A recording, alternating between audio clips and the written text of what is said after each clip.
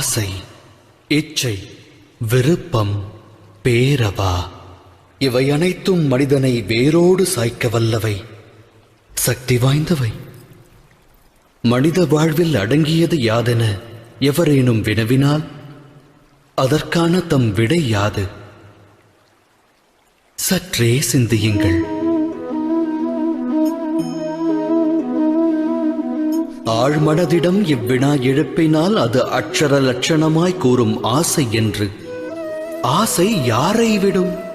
அது அனைவரின் மனதிலும் வேரை விடும், தம்மிலும் ஊற்றெடுக்கும். 8 திக்கையும் வென்றவர் உண்டு, விண்ணையும் மண்ணையும் ஆண்டவர் உண்டு. ஆனால் ஆசை வென்றவர் அண்டத்தில் இல்லை. ஆசையெனும் மோகத்தை தேடுவதன் மூலம் அனைவரும் அலைவர் அல்லும் பகலும்.